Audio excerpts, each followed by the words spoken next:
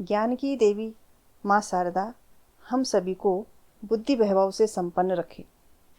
हमारी पाठ्य पुस्तक आरोह भाग 2 के गद्य भाग में सबसे पहले हमें साहित्य सेवी और समाज सेवी बहुमुखी प्रतिभा की रचनाकार महादेवी वर्मा का प्रसिद्ध संस्मरणात्मक रेखाचित्र भक्तिन पढ़ना है। संस्मरण स्मृति के आधार पर किसी विषय अथवा व्यक्ति पर लिखित आलेख होता है। रेखाचित्र शब्दों के माध्यम से किसी व्यक्ति के व्यक्तित्व को समग्र रूप में पाठकों के सामने प्रस्तुत करता है। भक्तिन के रूप में लेखिका ने स्त्री अस्मिता की संघर्षपूर्ण आवाज़ को उजागर किया है। भक्तिन का वास्तविक नाम लक्ष्मण अर्थात लक्ष्मी था, लेकिन वह अपना समृद्धि सूचक नाम किसी को नहीं बताती थी, क्योंकि उसे अपने जीवन की परिस्थितियों और अपने नाम में विरोधाभास लगता था। अपनी ईमानदारी का परिचय देते हुए उसने अपने जीवन की कहानी के साथ लेखिका को अपना नाम बताया, लेकिन यह प्रार्थना की कि उसे लक्ष्मण नाम से न बुलाया जाए। लक्ष्मण की वेशभूषा देखकर लेखिका ने उसे भक्तिन नाम दिया। भक्तिन एक सूरमा की कन्या थी और उसका बाल विवाह एक गोपालक के साथ हुआ था। यह उसके जीवन का पहला परिच्छेद था। भक्तिन के जीवन के दूसरे परिच्छेद में भी दुख ही अधिक रहा। पितृसत्तात्मक मान्यताओं और पुरुष वर्चस्व वाले समाज में जब भक्तिन ने लगातार 3 कन्याओं को जन्म दिया तो सास और जेठानियों ने उसकी हर प्रकार से उपेक्षा की, क्योंकि उन्होंने केवल पुत्रों को ही जन्म दिया था। भक्तिन और उसके पति ने परिवार से अलग होने का निश्चय किया। परिश्रमी दंपति के प्रयास से उनके खेत हरे भरे, गाय भैंस मोटी ताजी और पेड़ फलों से लद गए, लेकिन दुर्भाग्य से एक पुत्री का विवाह करके भक्तिन के पति की मृत्यु हो गई। भक्तिन के जेठ और उनके पुत्रों ने उसकी संपत्ति हड़पनी चाही, लेकिन भक्तिन उनके झांसे में नहीं आई। अब भक्तिन के जीवन का तीसरा परिच्छेद आरंभ हुआ। भक्तिन का दुर्भाग्य भी उससे कम हटी नहीं था।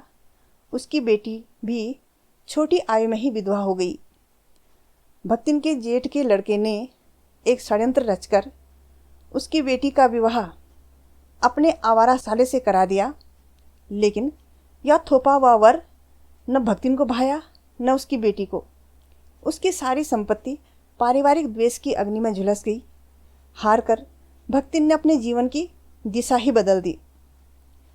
जब भक्तिन लेखिका के पास सेविका बनने गई, तब उसके जीवन के चौथे और अंतिम परिच्छेद का आरंभ हुआ। सेवा भाव में वह अंजनी पुत्र हनुमान से किसी तरह कम नहीं थी, लेकिन स्वयं में किसी प्रकार का बदलाव नहीं लाना चाहती थी। भक्तिन अपनी स्वामिनी के हर कष्ट को स्वयं में लेना चाहती थी। छाया की भांति हर समय उनके साथ रहती। उनसे अलग होने की कल्पना भी उसे भयभीत कर देती थी।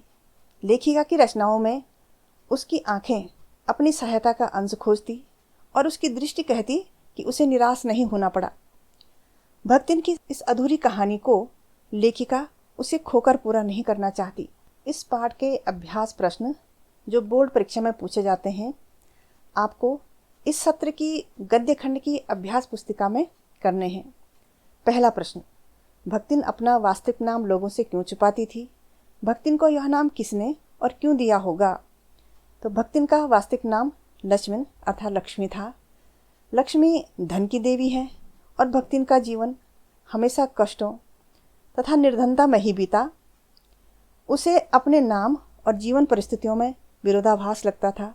उसे लगता था कि लोग उसके सेवक रूप और उसके नाम को सुनकर परिहास ही करेंगे, इसलिए वह अपना वास्तविक नाम लोगों को नहीं बताती थी, छिपाती थी। भक्तिन को लक्ष्मण नाम उसके माता पिता ने दिया होगा। उन्होंने उसे अपने लिए लक्ष्मी समझकर यह नाम दिया होगा।